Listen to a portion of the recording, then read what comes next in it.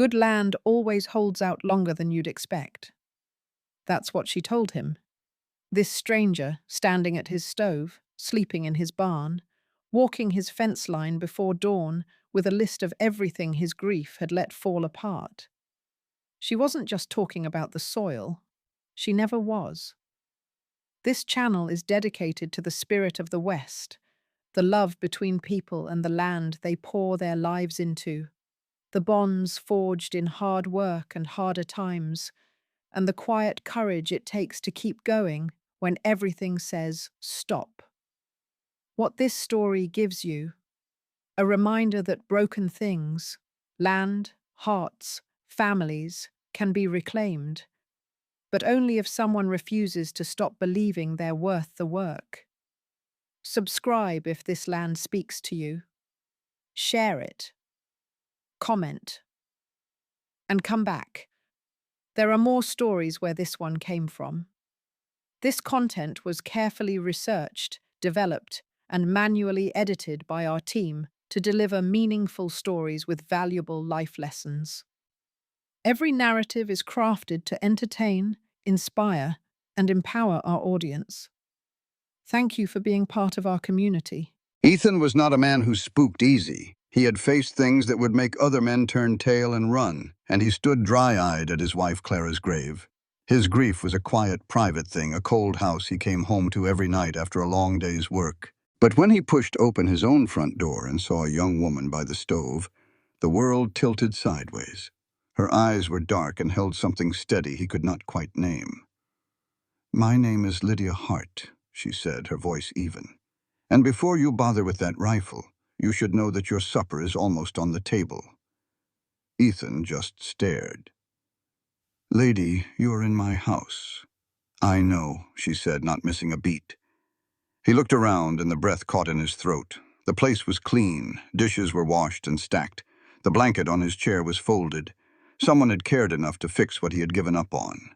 "You cleaned my house," he said, the words feeling foreign. "It needed it," she replied simply, turning back to her cooking. He stood there, frozen, for a long count of 5, completely lost. This was not the cold, empty silence he had expected. "How did you get in here?" he finally managed to ask. "Your back window latch is busted," she said over her shoulder. "You ought to fix that. Anybody could just walk right in." "Somebody did," Ethan stated flatly. A faint smile touched her lips as she put a steaming pot on the table. "Sit down," she said. "Eat first. I will explain everything after."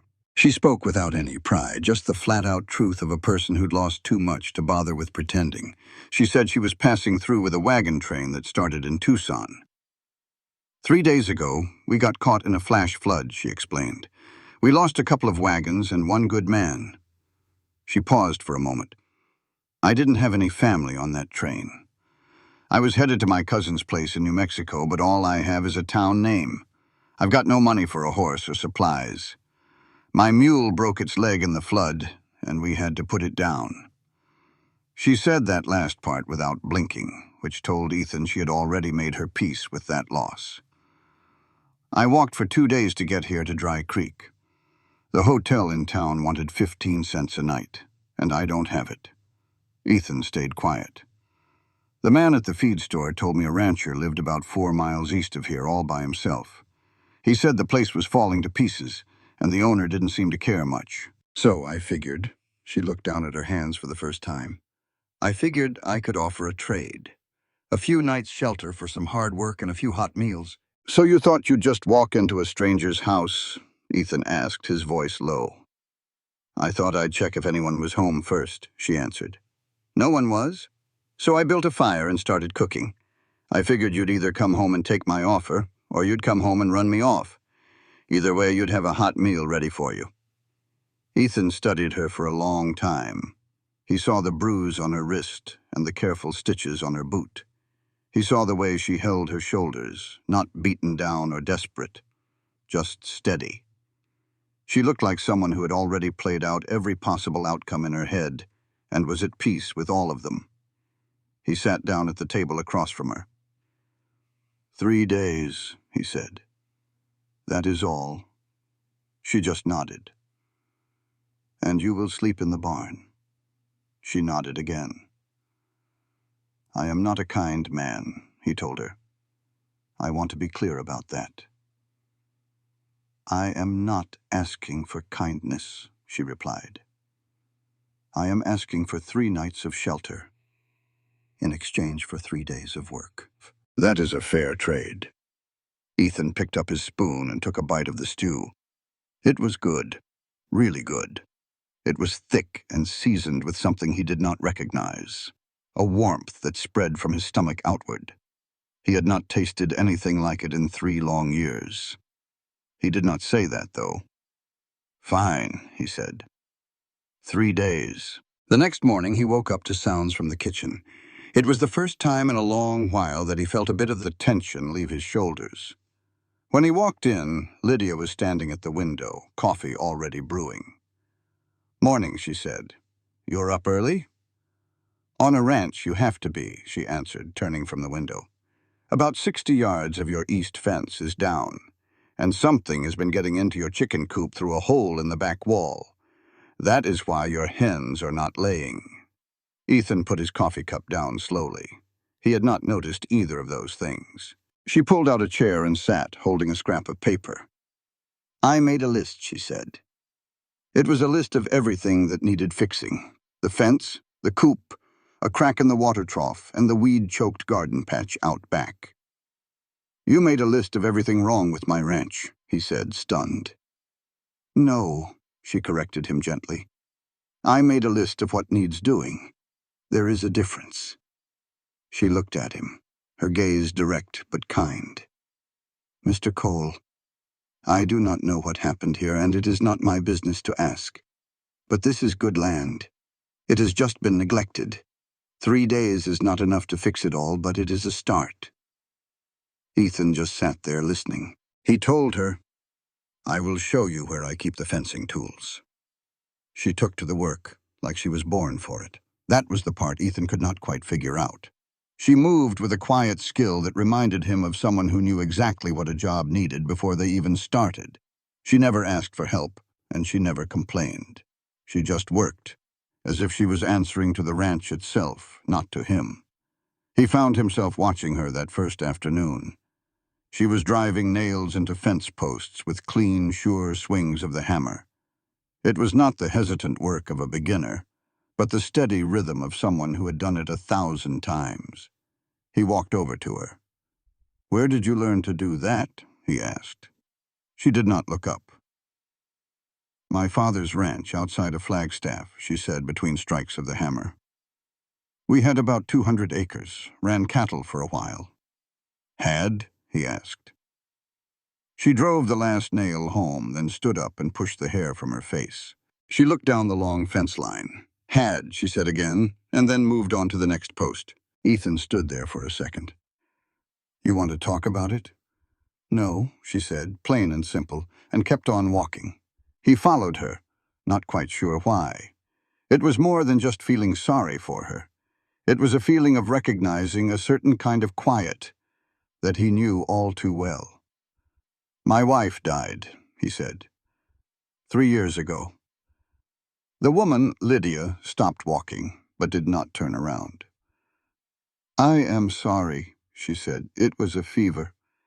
Came on fast and went even faster. I was 4 days out on a cattle drive. By the time I got the message and rode back, it was... He trailed off. The words never got any easier. There was not much left to come home to. I kept the ranch going because what else was there to do? But my heart was not in it anymore. She finally turned to face him. She looked at him for a long moment. That makes sense, she said quietly. He had expected something else, maybe some pity or the usual empty words people say, but she just said it made sense. That night she cooked again. He came in from the barn after dark to the smell of fried eggs, salt pork, and fresh biscuits. Simple food, but it was hot and ready. She was already at the table eating when he sat down. You do not have to do this, he said. I know, she replied. I am not asking you to cook for me every night. I know that too, she said, looking up. I enjoy cooking. And you look like a man who has not had a decent meal in a long, long time." He did not answer. He just ate. The silence between them felt charged, like the air before a big storm. "Tell me about this land," she said after a while.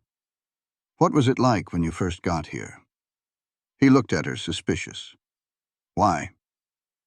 "Because the way a man talks about his land before things went wrong," she said, "tells you what it could be again." Something shifted inside Ethan's chest, something warm and uncomfortable.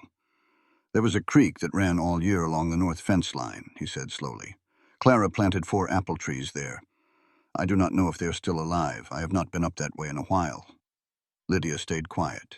"The south pasture had good grass before the drought years," he went on. "It probably could again if it was managed right." He paused. "I had 12 head of cattle when I built this place. I am down to 4 now. Lost some to the drought. Sold some when I needed the money. I just could not find it in me to care enough to build the herd back up." "But you care now," she said softly. "A little." He looked at her, surprised. "What makes you say that?" "Because you are talking about it like it is still possible," she said. "Like it is still real." Ethan just stared at her. He felt exposed, like he was standing in a wide-open field with nowhere to hide. He cleared his throat and pushed his chair back. "I am going to fix the latch on the corral gate," he announced, and walked out into the night. On the morning of the second day, everything changed. He was in the barn when he heard a horse coming up the drive, fast and hard. He stepped out and saw a rider pull up in a cloud of dust. It was Tom Briggs, his neighbor from 2 miles south. Tom's face was pale. "Ethan," he said, his voice strained, "did you hear what happened in town last night?" "I haven't made it to town," Ethan said. Tom leaned down from his horse. "Jed Holloway's place. The county marshal rode out and served him papers yesterday evening. Says he owes some old debt on his land title. A banking claim from 5 years back he never even knew about. They gave him 30 days to pay up or get out." A cold feeling washed over Ethan. "That is not right. Jed has had that land since 1879. Tom nodded. "Everybody knows it, but the papers look legal. Jed's lawyer in town could not find a thing wrong with them." Tom glanced over at the house and saw Lydia in the doorway. He looked back at Ethan with a question in his eyes. "She is helping out for a few days," Ethan said flatly. "What else?" "There is a man in town. Came in 2 days ago. Name of Victor Hale." Tom said the name like it was poison. "He has got 3 or 4 men with him. He has been buying drinks and asking about who owns what land, who has water rights, and where the railroad is fixing to go. He is a land grabber, Ethan, and Jed's place is just the start." "What is Jed going to do? What can he do? With a wife and 2 kids, he does not have the money for a court fight." Tom shook his head. "I'm riding out to warn folks. I figured you should know, with your land sitting between the 2 creeks and all." Ethan looked out at the fence line they had just fixed, at the garden plot Lydia had started to clear. Her hard work made the idea of planting something there feel real for the first time. "I hear you, Tom. Thank you." Tom tipped his hat and rode off. Ethan stood there until he heard footsteps behind him. "You heard all that?" he asked without turning. "Yes," Lydia said. "Victor Hale," he repeated the name. He felt her go completely still behind him and turned around. Her face was a different map. The careful, distant look she always wore was gone. In its place was something hard and old, like a fresh look at a bad scar. "You know that name," Ethan stated. Her jaw was set tight. "Yes," she said, her voice flat and controlled. "I know that name." The silence hung in the air. "Tell me," Ethan said. She finally looked right at him, and for the first time Lydia Hart looked like something that had survived a fire, cracked, but not broken. "My father's ranch," she said. "The one near Flagstaff. Victor Hale took it." At the kitchen table she laid the whole story out. Her family had owned their land for 11 years. Her father, Daniel Hart, had built it from nothing but dry soil and sheer will. They had cattle and a garden. Her mother had passed when Lydia was 16, and her brother went east and never returned. It was just her and her father, and it was home. Then Victor Hale arrived in the territory 2 years ago with money, lawyers, and men who were not afraid to bend the law. He bought land from anyone willing to sell. For those who were not, he found other ways. For her father, it was a forged debt claim. It was tied to an old water rights paper he had signed 15 years before. A single word had been changed on a perfect copy, turning a simple usage agreement into collateral for a loan. The forgery was so good a crooked judge ruled in Hale's favor. "We had 2 weeks," Lydia said. "The courts would not help us. The land office said they would investigate, but it would take 6 months. She looked down at her hands. "My father refused to leave. They sent men to make him. He did not fight back, but something inside him broke." She looked up. "He had a stroke 3 months ago. He is alive, but he cannot work or speak right. A kind family in Flagstaff took him in. That is why I was on that wagon. I was headed to my cousins in New Mexico.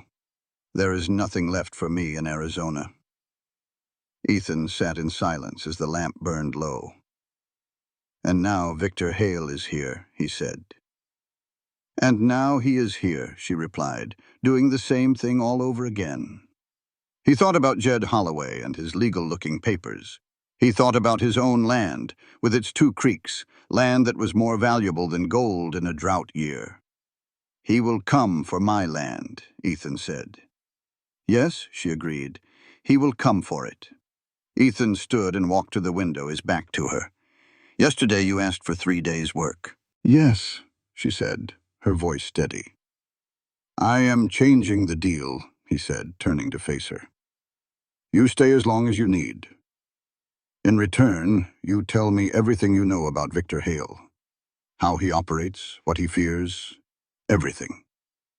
Lydia stared at him for a long moment. He saw something shift in her expression. It was not relief, but the feeling of someone finding solid ground after bracing for a fall for far too long. "All right," she said. He turned back to the window.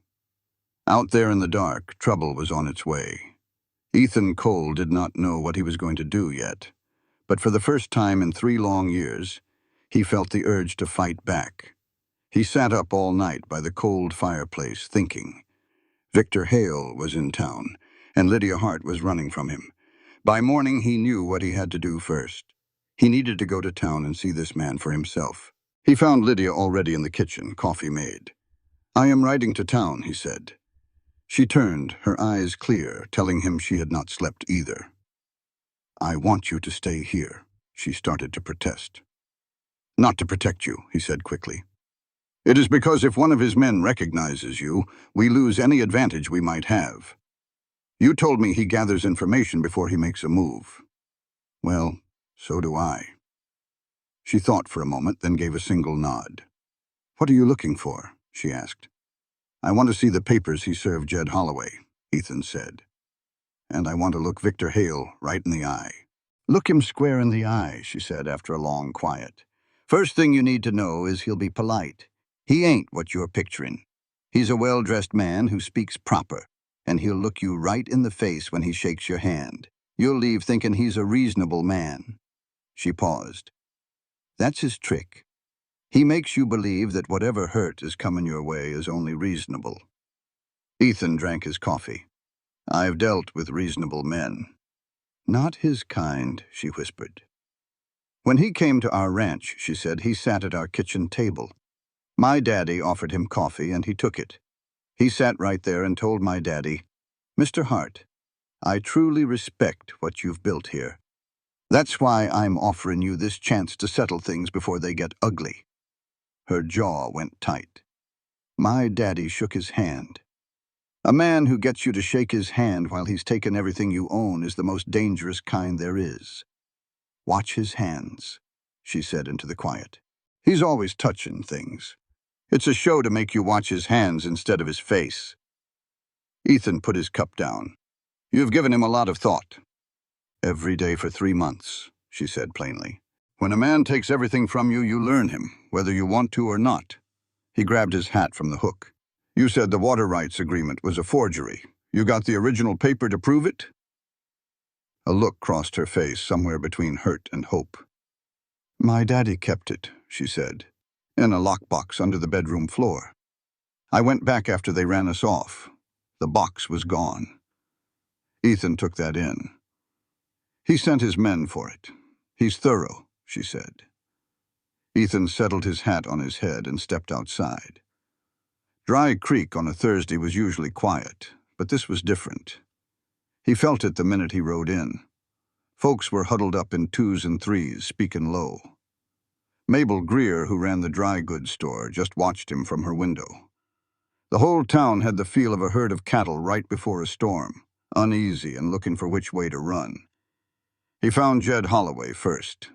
Jed was sitting at his usual table in the hardware store, but he wasn't working. He was just staring at a piece of paper like a man trying to read a foreign language.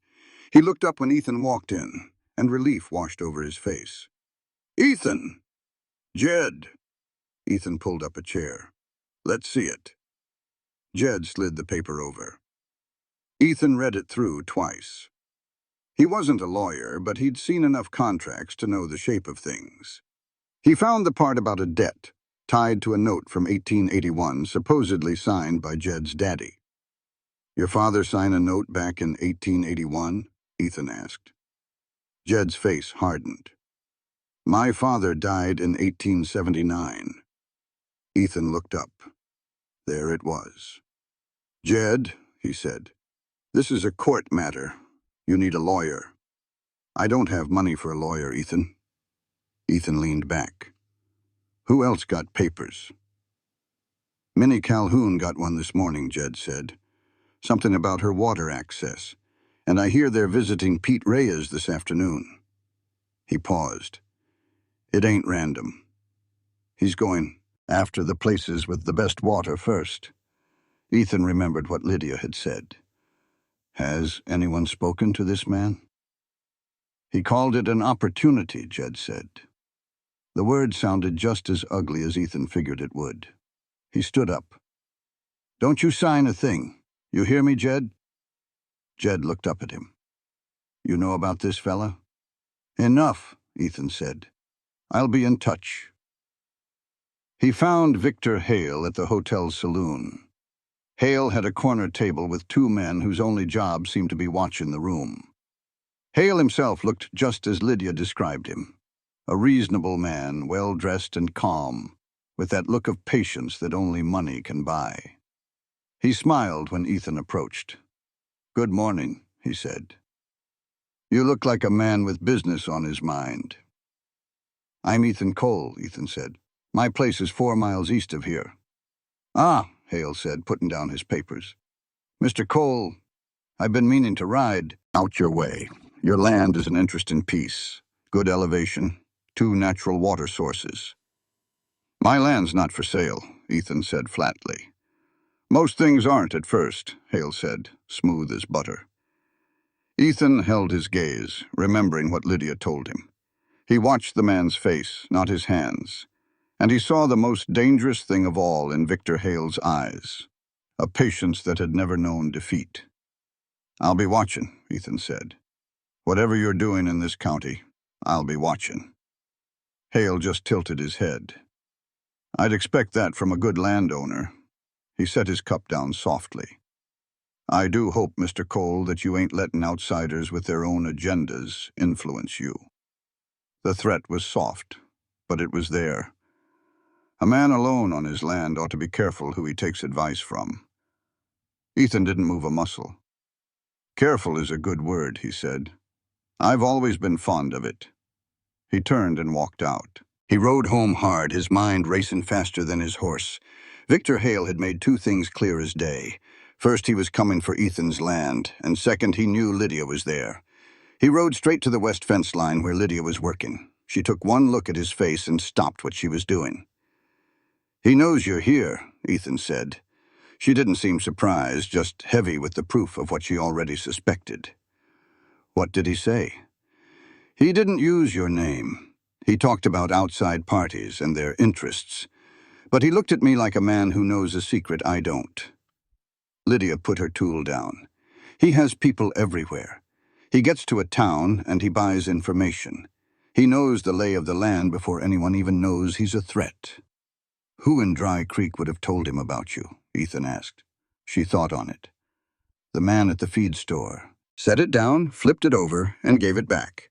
He said, "Show me what you were doing." A little something shifted in her eyes, but she showed him. They worked together the rest of the day, quiet. But this silence was different. It was the easy kind, the kind between two people who'd moved past being careful and were figuring out what came next. Lydia was the one who finally spoke. It was about the document he used on my father. She said it was all wrong and not just the signature. Ethan looked over at her. The notary seal, she explained. Every legal paper in this territory gets a seal from the county court that handled it. Ours was stamped Maricopa County, but the water rights it was supposed to change were filed in Yavapai County way back in 1871. A document changing a Yavapai filing has to be notarized right there in Yavapai. I did not figure it out for months, and by then it was too late. Ethan stood quiet for a second. "If Jed's paper has the same kind of mistake, it might not be the exact same one," she said. "He is a careful man. He learns. But there will be something wrong with his papers. There always is with forgeries. You just have to know what to look for." The trouble is, knowing what to look for and having a man who can prove it in court are two mighty different things. "Is there anyone in the territory who could?" Ethan asked. "Someone who'd know a fake notary seal when they saw one?" "Yes," she said. "There is a man in Prescott. He used to be a federal land office examiner.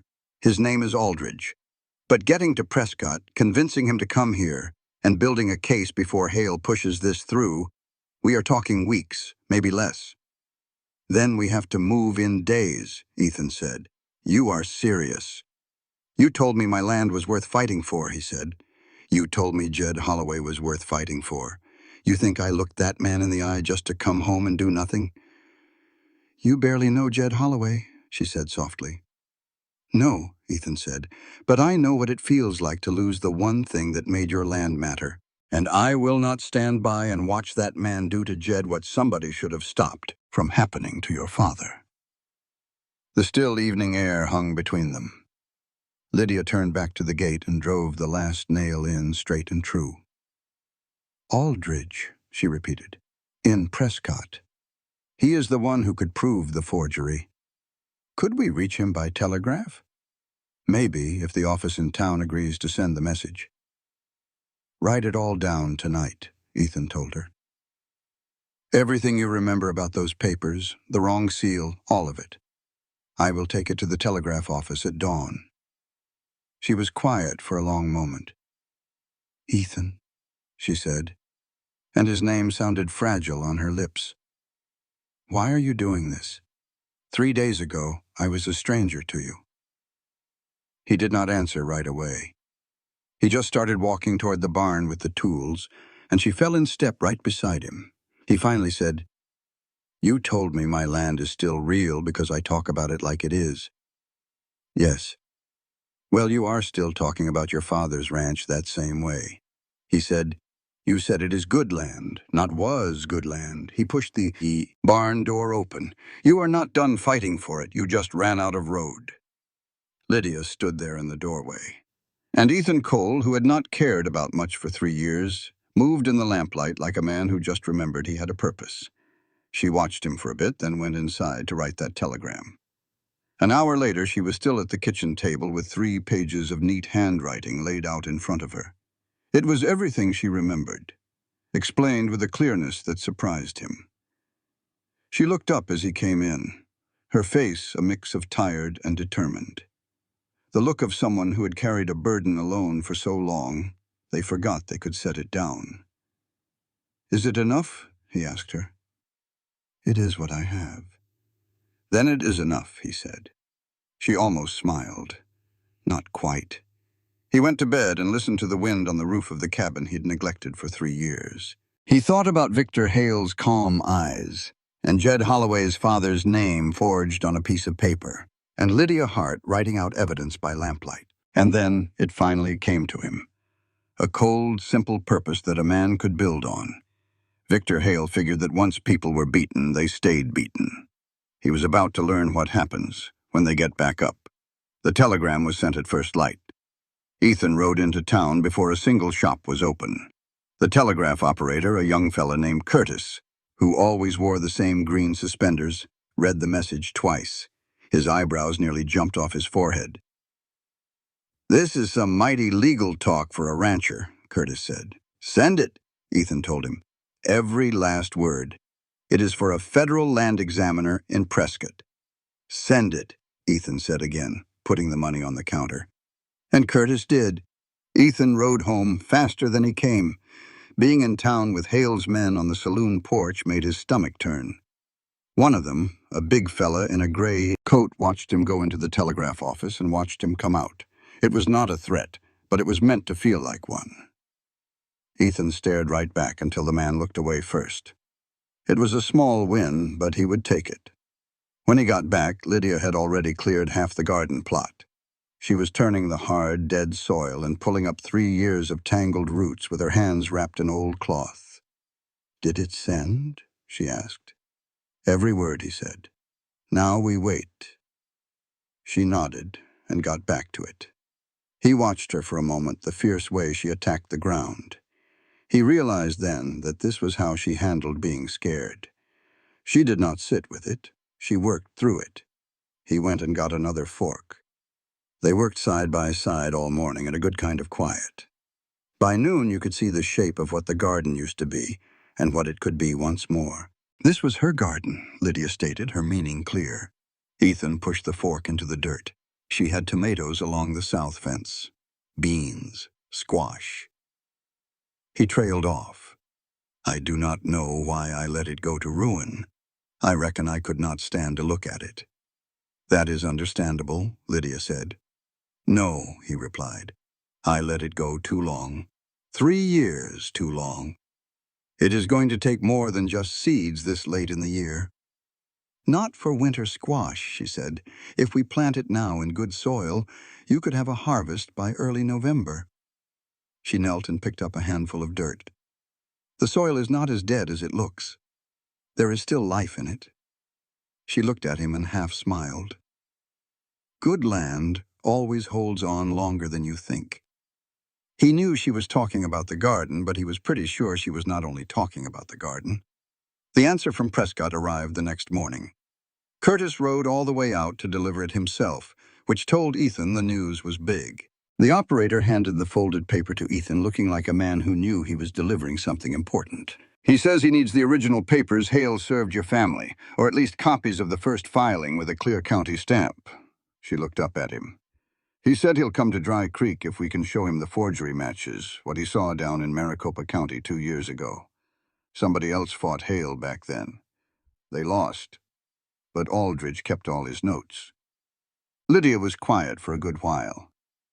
"The papers he served my father," she said slowly. "I told you the lockbox was gone." She stopped. "But there was a filed copy. When we first took it to the territorial court, we had to submit the document. The court would have made its own record of it. It ain't the original, but it's a certified court record of the paper used against us." Ethan saw it then. A certified copy from the court is a legal document. "And if it has the same fake notary seal on it," she said, taking a slow breath, "that's enough. That's enough for Aldridge." "How do we get it?" "The records office is in Prescott," she said. "I'd have to go myself, requested as part of the original case." "That means I am going with you," Ethan said, cutting right to the heart of it. "Have you ever seen someone get backed into a corner by a bully with a fancy piece of paper? That was Lydia, and I want to tell you how she and a quiet neighbor decided to fight back. This story is about how the truth, even buried deep in some dusty old book, is stronger than any lie. And it reminds us that sometimes you have to move first." She gave him that look of hers, the one that sized a man up. "That is a 2-day ride each way, Ethan." He nodded. "I know how far it is to Prescott, and Tom Briggs owes me a favor. He will watch the ranch." He finally said her name. Lydia, and she went still. Victor Hale is already making his move. We cannot just sit here and wait for the sky to fall. He held her gaze. We have to hit back first. She looked at the telegram one last time. When do we leave? She asked. At dawn, he replied. The next morning, as they prepared to leave, he quietly placed a pair of small boots on the table. They had belonged to his late wife, Clara, and he had not been able to look at them for 3 years. Try these, he said, and walked out before she could answer. When they rode out, she was wearing them. Neither of them said a word about it. About 2 hours from Dry Creek, Ethan noticed the rider. He had been watching their back trail with a quiet feeling that something was not right. For a full 2 hours, a single rider had kept the same half-mile distance. Do not turn around, he said in a low voice. There is a man in a gray coat on a big horse.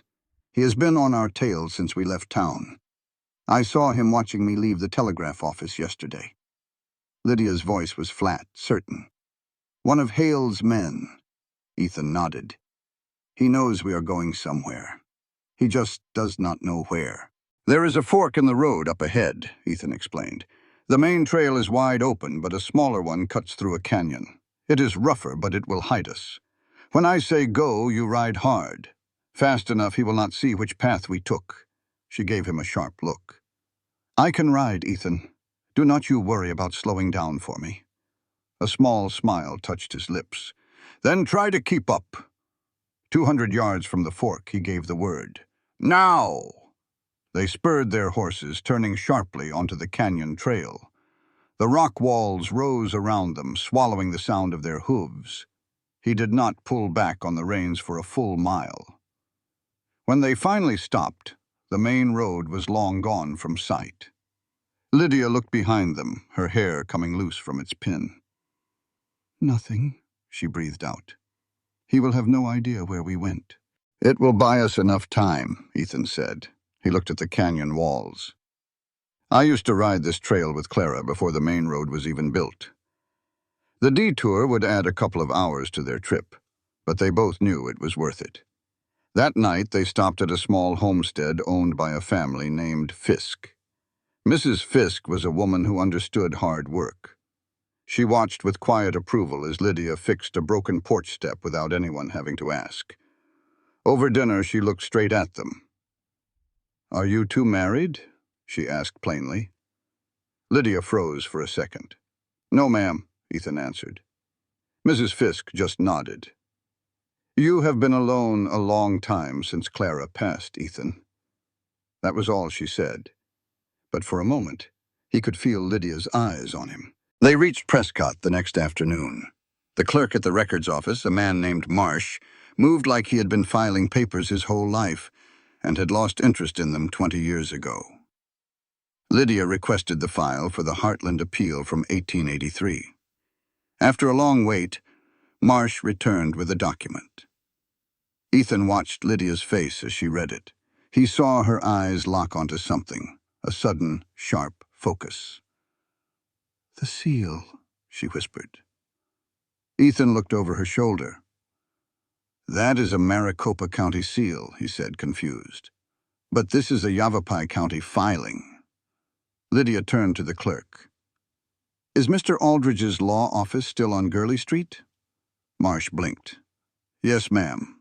A few doors down. She was already heading for the door. Franklin Aldridge was an old lawyer with sharp eyes that missed nothing. He listened to Lydia's story and then studied the court document for a long time. I have seen this seal before, he said, and the whole room seemed to hold its breath. He pulled out an old case file from a drawer. Not this exact paper, but this notary stamp. See the number underneath? 1147. He laid another paper next to theirs. This is from a different case, a different county, back in 1881. But it is the same stamp number. He looked up at them, his eyes glinting. That stamp, number 1147, was reported stolen from a dead notary's estate in 1879. Victor Hale has been using a dead man's stolen seal to forge documents for at least 4 years. Can you make that stand up in court? Ethan asked. I have been waiting 2 years for someone to bring me enough to do just that, Aldridge said flatly. He had offered the Maricopa folks a settlement, just enough to make them go away. The lawyer shut the file.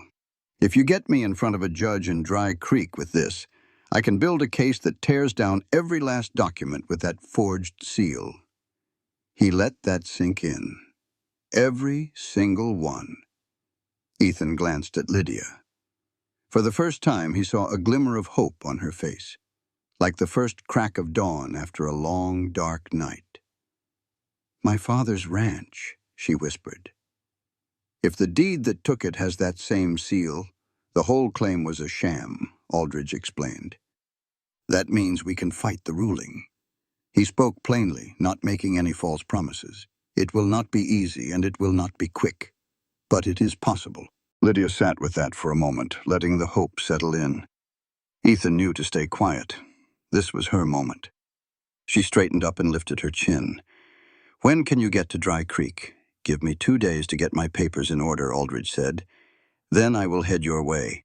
We need you there before Hale can push his current claims through, Ethan insisted. He has already served papers. He will be asking for a court date any day now. Then I will be there in 1 day, Aldridge said. No fuss about it. I will leave in the morning. He stood and shook Ethan's hand, then turned to Lydia. He saw the years of loss in her eyes. Your father built something worth fighting for, he said gently. I am just sorry it took so long for someone to help you do it. Lydia shook his hand, too choked up to speak. Within the hour, they were on the trail again. Ethan pushed the horses hard. They had to get back to Dry Creek before Hale made his next move. The silence between them felt different now, full of purpose. About an hour outside of town, Lydia finally spoke. Back in that office, she started, when he said we could challenge the claim on my father's land. She paused. I need you to know I came to your ranch for a place to stay for 3 nights. That was all. But I stayed because I thought I could help. Hearing Tom Briggs say Victor Hale's name in your yard was no accident. Ethan rode alongside her. You are saying you came to my ranch for a reason. I am saying I ended up right where I was supposed to be, she said. Sometimes you just have to keep moving until your boots find solid ground. He thought about his quiet house, and how the smell of her baking bread had hit him like a memory he had forgotten he missed. He thought about the list she made of everything wrong with his ranch, handed to him like a gift. Lydia, he said, keeping his eyes on the trail ahead, I am mighty glad you did not leave after 3 days. A quiet moment passed between them. Me too, she said softly. They rode on. Behind them, Franklin Aldridge was already gathering the proof that could bring Victor Hale's whole world down. And up ahead in Dry Creek, Hale himself had no idea that the woman he had run off her land was about to be his undoing. They reached Dry Creek as the sun was setting, and knew right away something was wrong. It was a feeling in the air. The main street seemed more crowded. 2 men Ethan had never seen before stood guard outside the hotel. Tom Briggs was waiting on the porch when they rode up, his face pale and worried. Ethan was off his horse in a flash. What is it, Tom? Hale moved while you were gone, he said, standing up. He got an emergency court hearing for the day after tomorrow. That is not the worst part, Tom added. He served papers on 3 more ranchers. He looked over at Lydia, who was now standing by Ethan's side. And this morning one of his men came by, said Mr. Hale would appreciate a meeting with you tonight. The way he said it, it was clear it was not a request. Ethan's jaw tightened. What time? 7 o'clock, at the hotel. Ethan looked at Lydia. He could see the wheels turning in her head. He knows we went to Prescott, she said. He is moving up the court date to get ahead of us. We have to show the other ranchers what we found, Ethan said.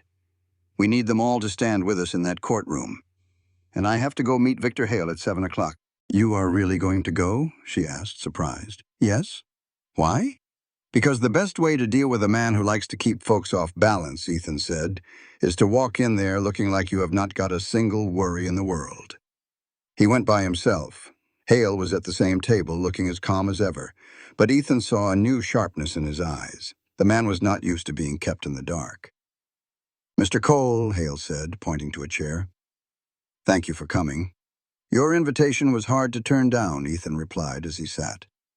Hale got straight to the point. You went to Prescott. You spoke with Franklin Aldridge.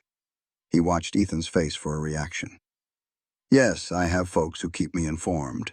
I know what Aldridge thinks he has, Hale continued, and I am telling you, man to man, it is not as strong as he believes.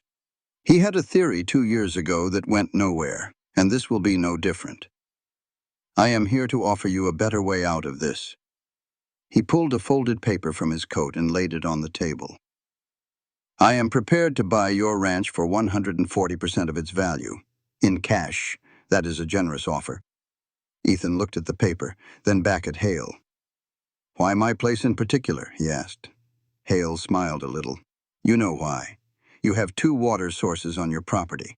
When the railroad comes through here, the rights to that water will be worth 10 times what I am offering. I am not trying to rob you, Mr. Cole. I am trying to help you walk away from a life you seem to have already given up on. Back in Dry Creek, Ethan faced Victor Hale across a table. He thought about how Hale could make a crooked deal sound like a reasonable offer. You made a similar offer to the Hart family up in Flagstaff, Ethan said, his voice steady. He was watching Hale's face, just like Lydia had taught him. That was in 1883, a water rights deal. It was a Yavapai County filing, but it had a Maricopa notary seal on it. Number 1147. The air in the room went tight. Hale's friendly expression did not break, but it became rigid like a wall trying to stand after its foundation has cracked. I think, Hale said, his voice dangerously quiet, that you should be very careful about accusations you cannot prove. I did not accuse you of anything, Ethan said calmly. I just asked a question. He stood and grabbed his hat.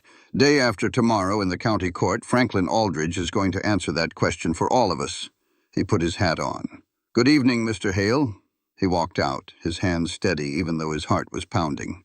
He crossed the street to his horse and rode home fast. There was a lot of work to get done before morning. By 9 o'clock, they were all gathered in Ethan's kitchen. Jed Holloway had a document from Hale laid out on the table.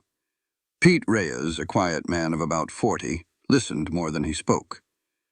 Minnie Calhoun, who was 62 and had run her ranch alone for 8 years, sat with her arms crossed, looking like she expected a good explanation and would not be impressed with anything less.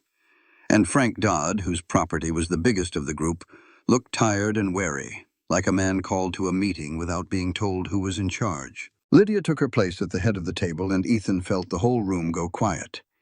She was not there asking for faith. She just laid out the proof, plain as day. An official document and Aldridge's report sat side by side. With a steady hand, she pointed to the numbers. The paperwork that tried to steal our land used notary seal 1147, she said. That seal belonged to a dead man. She let that sink in. Franklin Aldridge can prove it, and he gets here tomorrow with the evidence. She looked each one of them in the eye. So, what are you going to let him see? Minnie Calhoun spoke right up. Every last page. Pete Reyes gave a firm nod. Count me in. Frank Dodd, a cautious man by nature, leaned in to study the number. But what if my papers do not have that seal? What if he used a different trick on me? Then that Aldridge fellow can prove a pattern of fraud on 3 of the 4 properties, Lydia explained. That makes every document from Hale's office look suspect, including yours. She looked right at him. But I reckon you will find that seal. He found a system that worked for him, and men like Hale do not fix what is not broken. Dodd leaned back in his chair. All right, he said. Jed had been silent through the whole thing. He was staring at the papers on the table like a man looking at a ghost. He finally looked up. My father's name, he said, his voice all rough. His signature on that paper, even if we win this whole thing. That forgery is now part of a legal record somewhere. My father's good name tied to a lie. He stopped, his jaw tight. I want it on record that it is a forgery, not just that the claim is tossed out. I want it called what it is. The kitchen went quiet. That is what Aldridge's testimony will do, Lydia said, her voice softer now. He does not just argue the claim. He calls the seal of fraud and shows the pattern. Your father's name will be cleared. That is the whole point. Jed just nodded. Good, he said, his voice low. That is good. Minnie Calhoun reached over and gave his hand a single firm pat. That was her way of giving a long hug. Aldridge said that this changes things from a simple land dispute to criminal fraud against a whole bunch of landowners. He paused. I want the county marshal in that courtroom tomorrow.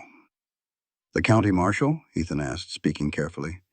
That marshal recently got a big donation to his office fund from someone who wanted to stay unknown. Aldridge looked at them all. You think Hale has him in his pocket? I think we do not know, Lydia said. And that means we cannot trust him, but we also cannot shut him out. We have to act like the whole thing is on the level and build a case so strong that any crooked dealings become too obvious to ignore. Aldridge looked at her for a moment. You have put a lot of thought into this. For 3 months, yes, she said. He glanced at Ethan. Is she always like this? Pretty much, Ethan said. It was late in the afternoon when Hale made his next move. Ethan was in the barn when Tom Briggs came riding in hard for the second time in a week. By now, the sight of Tom Briggs riding fast with a grim look on his face meant things had gotten worse. Hale's men went to Jed's place, Tom said, without even catching his breath. About an hour ago, 3 of them. They told Jed the court date was moved up to tomorrow morning at 6 o'clock. Said the judge had a change of plans. Tom's jaw got tight. And they told him the offer to buy his land stands until midnight tonight. After that, Hale is pulling the offer and coming after him with everything the law allows. Midnight. Ethan's mind started racing. A 6 o'clock hearing meant the judge could rule before Aldridge even got his papers in front of him. And midnight meant Jed had less than 8 hours to decide. Take the money and lose his land, or stand in a courtroom at dawn with no idea what would happen. Is Jed going to hold on? Tom asked. He will hold, Ethan said, already on the move. I am just making sure he has what he needs to stand firm. He looked Tom straight in the eye. Are you in this fight for the long haul? Tom Briggs was a man who had watched his county get picked apart for 2 years, always thinking things would just sort themselves out. Now the question hung on him like a heavy coat. Ethan watched him make up his mind. All the way, Tom said. Ethan nodded. Then ride. He found Lydia out in the garden, which was no surprise at all. When the pressure was on, she went straight to the garden. Getting her hands in the dirt was her way of praying. She heard him coming and looked up. He moved the hearing, she said. It was not a question. 6 o'clock tomorrow morning, he told her. She stood up straight, pulling the dirty sacks off her hands. He is trying to get a ruling on the claims before Aldridge can show the evidence of fraud. If the judge makes even one ruling before the criminal pattern is laid out, it tangles up everything. Can he do that? Get the judge to hear the property claims first? He can sure try, she said, if the judge is helping him. She was already thinking ahead. We need Aldridge to file a motion tonight. It has to ask that the fraud evidence be heard before any land rulings. It needs to be on the judge's desk before morning so there is a paper trail that cannot be ignored. Aldridge is at the hotel, Ethan said. Then we will go to the hotel, she replied. Hale's men are at the hotel. Then we will go to the hotel carefully, she said. He almost cracked a smile. You are not afraid of much, are you? She looked at him, and for just a second her strong composure slipped. He saw what was underneath. It was not a lack of fear. It was the choice to keep going despite it. I am afraid of plenty, she said in a low voice. I am afraid my father will not get better. I am afraid that even if we win, getting his land back will take more time than I can stand to think about. She paused. I am afraid I have pulled you into a fight that could cost you every last thing you own. She met his gaze. That is the one I am most afraid of. The evening quiet hung between them. You did not drag me into anything, he said. I walked in with my own 2 feet. Lydia. His voice was steady and left no room for argument. My land is my land, and my fight is my fight. I decided that the morning I saw Victor Hale's face in town. That had nothing to do with you. He took a breath. And everything you have done since you showed up. The fence, The garden. That telegram. Those notes you wrote at my kitchen table late at night. None of that is a burden. Do you understand me? She just looked at him for a long moment.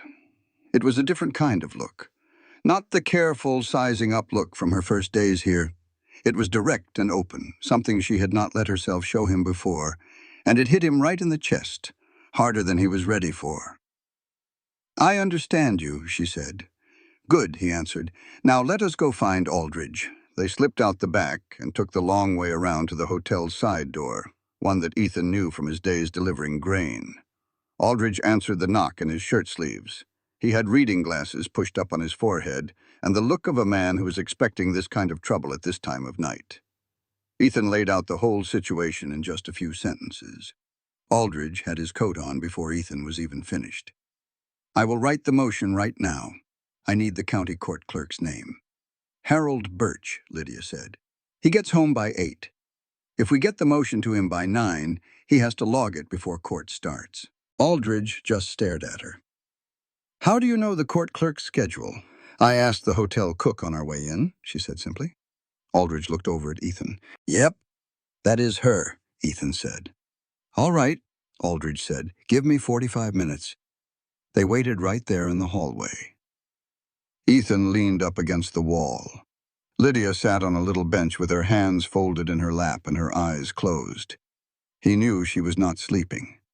She was just thinking with her whole self. After a bit, without opening her eyes, she said, "When this is all over, no matter how it turns out, I want to go back to Flagstaff." He stayed quiet. "Not for good," she said. "Or maybe I do not know yet. But I need to see my father. I need to sit with him and tell him what we did here." She stopped for a second. "He needs to know somebody fought back." "We will get his land back," Ethan said. Her eyes opened and she looked at him. "You cannot promise that." "No," he said. "But Aldridge can make it possible. And possible is a whole lot more than you had 3 months ago." He paused. "It is more than you had 4 days ago."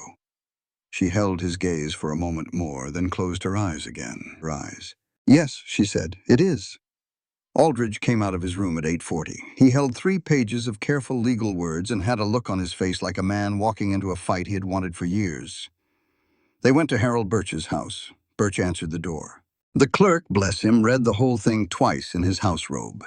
He did not ask a single question about the hour, just logged it into the record at 8:57.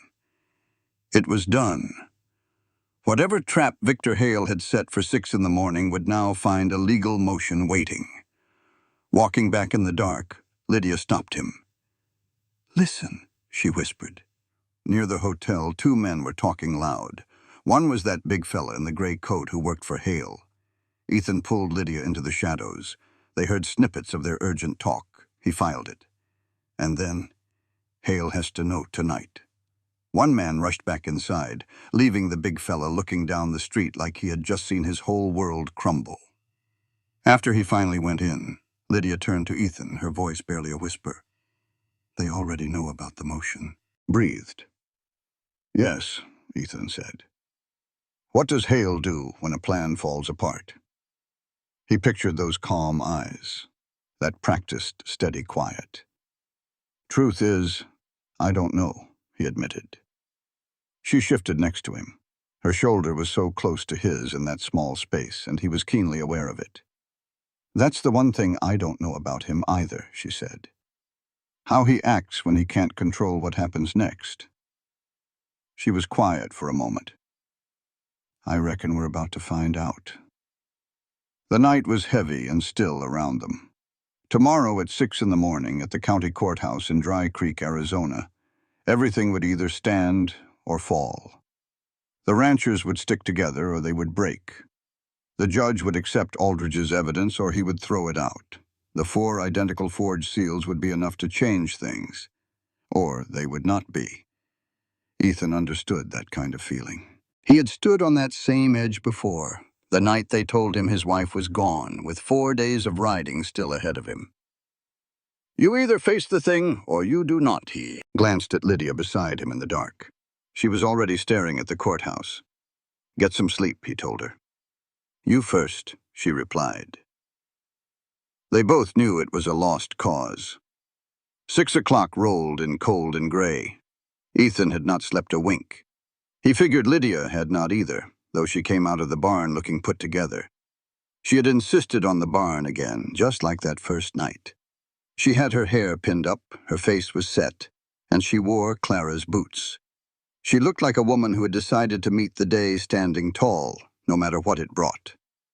They rode into town without many words. Most of what needed saying had been said. What was left between them was a quiet, solid thing that did not need talk. The others were already there. Jed Holloway stood with his wife, her hand locked in his arm and her jaw set firm. Pete Reyes was there, and so was Minnie Calhoun in her Sunday dress. On her, it was less about respect and more like a declaration of war. Frank Dodd and Tom Briggs were there too, watching the street. Aldridge was at the door with his case of papers, talking to Harold Birch. Birch had shown up at 5:30 that morning to make sure their motion was filed right. Ethan made a note to thank the man properly later. Hale arrived just before 6. He brought his 2 men and a thin lawyer from Tucson named Pratt. Hale himself looked completely untroubled, and that sent a cold feeling right through Ethan. He was calm, patient, like a man who had spent the night finding a new path. That was the dangerous version of Victor Hale, the one who could adapt. The judge was a heavy man named Carey. He walked out at exactly 6:15 and looked over the full room with some surprise. He read Aldridge's motion first. He read it for a long, long time. Pratt jumped to his feet.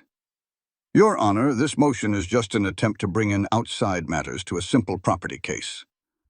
"Sit down, Mr. Pratt," the judge said. Judge Carey spoke, his eyes still fixed on the legal motion. After a moment, he set the papers down and looked squarely at Aldridge. "You're the examiner from Prescott, I take it." Frank Franklin Aldridge stood tall.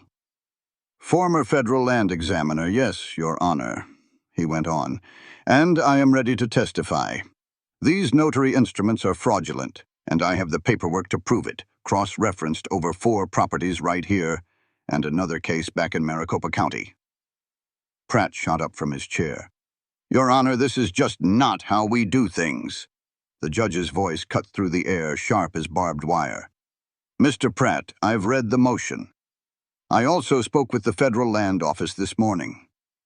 They confirm Mr. Aldridge's credentials and his previous work on this very notary instrument." A heavy silence fell over the courtroom. "We will hear the evidence of fraud first. You will get your chance to cross-examine.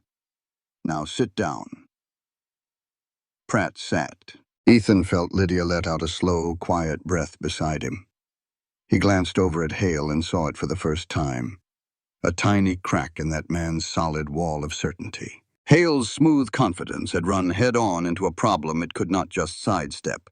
It had met Franklin Aldridge, a man armed with 3 years of files, a dead man's stolen seal, and a woman who had fought hard for 3 long months. For 40 minutes, Aldridge laid out the facts. He was not emotional. He was unshakable. He presented the registration number, the official record of the notary's death, and the report on the stolen seal. He showed the court how the seal, number 1147, was used 4 times on 4 different properties. Each claim depended entirely on that one fraudulent signature to be legal. Pratt came at him hard during the cross-examination, but you cannot argue with a ledger book. The numbers were right there in black and white. When Aldridge finished, Judge Carey looked directly at Hale. "Mr. Hale," he said, his voice level, "is there anything you would like to say?" Hale stood up, and Ethan saw something shift in the man, a change in the air. Hale stood in that small Arizona courtroom, a man who built his empire on the silence and fear of others. For the first time, he realized that foundation had just crumbled to dust. "Your Honor," Hale said, "I was acting in good faith. My lawyer gave me the legal papers. If that notary stamp was a fake, I am just as much a victim as anyone." The judge's voice was flat and cold. "That same stamp number appeared on papers in Maricopa County 2 years ago. Your name was on those documents, too. I'm not in the mood to hear about good faith this morning. He looked to the back of the room. Marshal Webb, you will want to talk with the Territorial Prosecutor's office before Mr. Hale leaves Dry Creek. The room fell silent. Marshal Webb stood up straight and nodded. Yes, Your Honor. Hale stood at his table for about 4 seconds that felt like an hour. Then he sat down, real slow. The look on his face had changed. He was a man fresh out of options. His lawyer, Pratt, started whispering, but Hale paid him no mind. Judge Carey looked out at the room full of ranchers. The property claims filed against Holloway, Reyes, Calhoun, and Dodd are dismissed, he said. They were based on fraudulent documents. This court will forward its findings to the prosecutor and the Federal Land Office. He paused. Are there any other matters before this court? Lydia stood up. Every head in the room turned to look at her.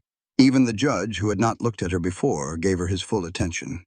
He could see she was at the center of this storm. Your Honor, she said, and her voice was steady and clear for everyone to hear. My name is Lydia Hart. My father, Daniel Hart, lost his property in Flagstaff on a claim that used this very same notary seal. That fraudulent document is on file.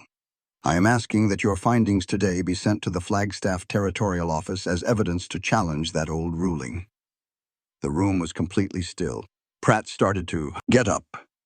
Hale put a hand on his arm and stopped him. Judge Carey studied Lydia for a long moment. Your request is noted and will be entered into the record, he said. The information will be sent. He paused. I am sorry for your family's loss, Miss Hart. The process to fix this will take time, but the record will now show what truly happened. Lydia sat down. Ethan could not bring himself to look at her.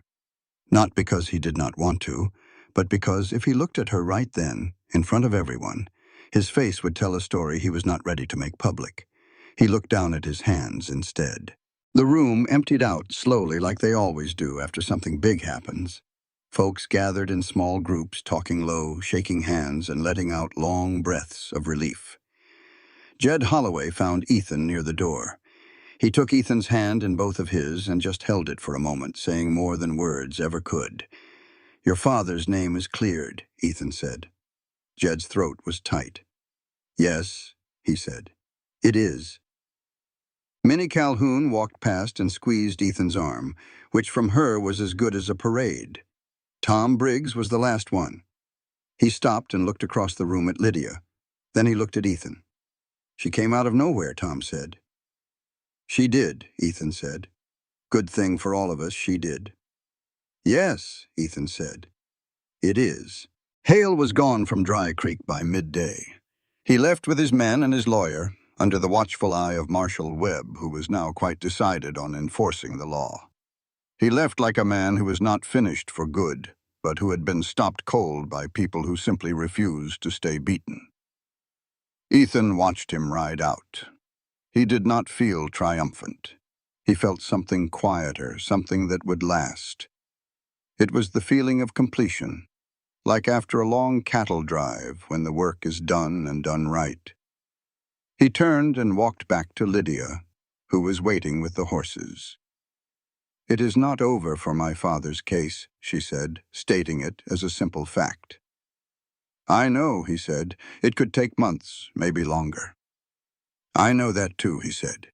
He took the reins from her. Aldridge said he is going to Flagstaff himself to handle the paperwork. She looked at him, surprised. When did he tell you that? This morning. He also said in his professional opinion, your challenge has a strong foundation. His word, strong. Lydia walked in silence for a moment. Strong, she repeated, as if testing the weight of the word. Strong, Ethan said again. She nodded once. Then she did something small and private, something he had not seen her do before. She pressed her hand flat against her chest for just a second, as if to make sure her heart was still there. He looked away to let her have the moment.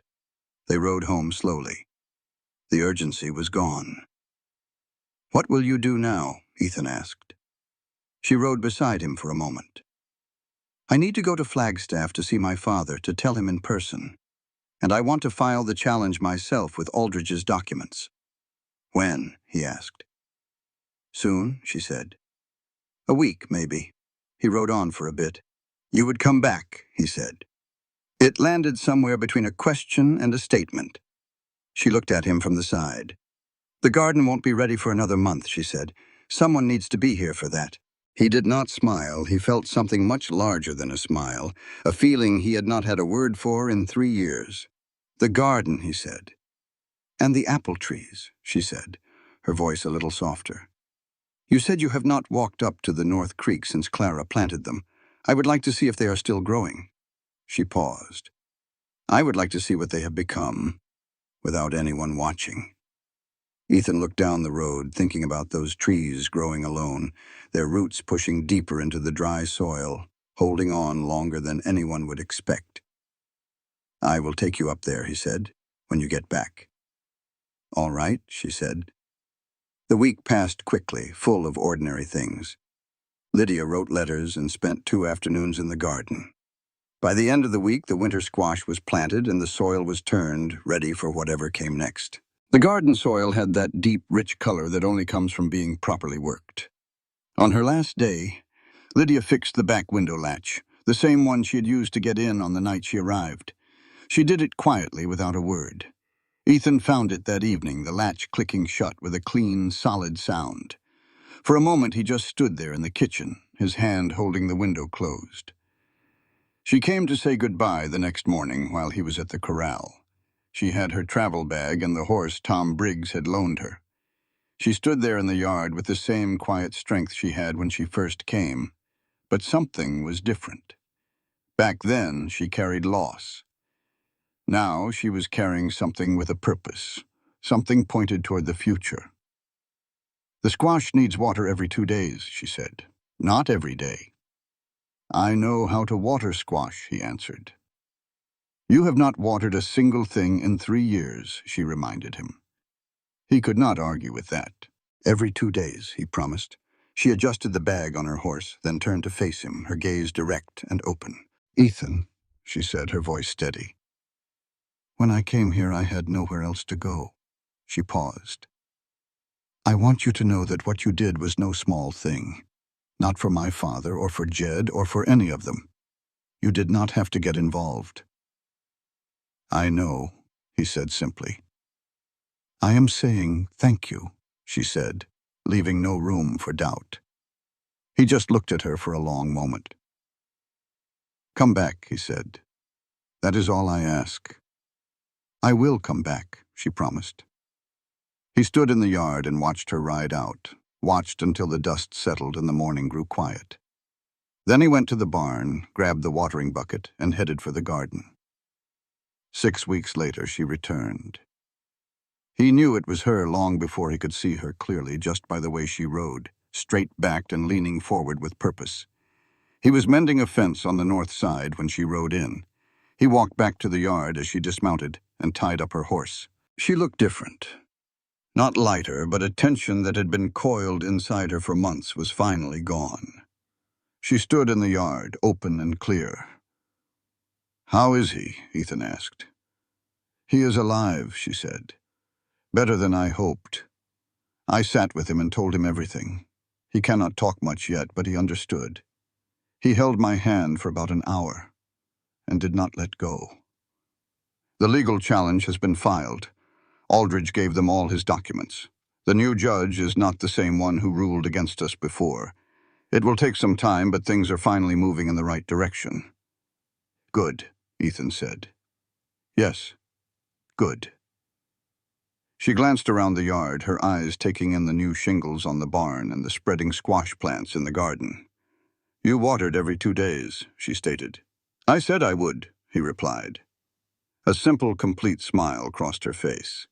She reached into her bag and pulled out a folded piece of paper. He took it and unfolded it. It was a rough pencil sketch of an orchard, 4 apple trees in a row. The drawing was simple, but held the kind of detail that only memory can provide.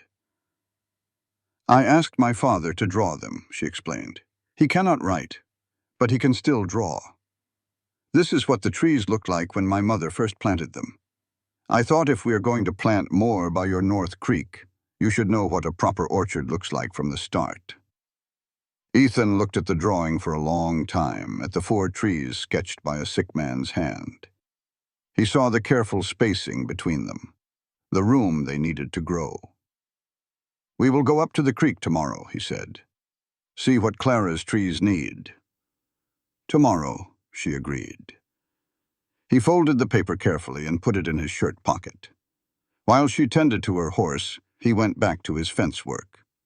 The ranch hummed around them with the easy rhythm of a place where the right people were doing the right work. That evening he came in from the barn to the smell of warm bread and something good simmering on the stove. The house felt lived in, chasing away years of cold silence. Lydia was setting 2 plates on the table, just as she had on her first night here. But this was different. It was not a surprise or a transaction between strangers. It just felt right. He sat down across from her. The warm lamplight glowed between them, and the kitchen was filled with a comfortable quiet. After a bit she spoke without looking up. "The garden will be ready in 3 weeks." "I know," he said. "We should think about the south pasture after that," she suggested, "for the spring planting." "I have been thinking about it," he told her. She looked up then. "I figure it can hold 30 head of cattle with the right grass and a good water rotation." She watched him for a moment. The look on her face was warm and unguarded, carrying the history of their shared work and their long wait. It was the most whole and complete thing he had seen in years. "30 is a good number," she said. "It is a start," he replied. "A start." They returned to their meal. Outside, the garden grew in the darkness. The new apple trees by the creek held fast in the soil, waiting for morning. The fences stood tall and straight. The lamp in the window of Ethan Cole's ranch house burned warm and steady, just as it had the night a stranger appeared at his table. But now it burned for 2. And Ethan, a man who had intentionally kept his world dark for 3 years, finally understood. He realized the bravest thing a man can do is let someone else bring back the light, and then choose with both eyes wide open to let it stay.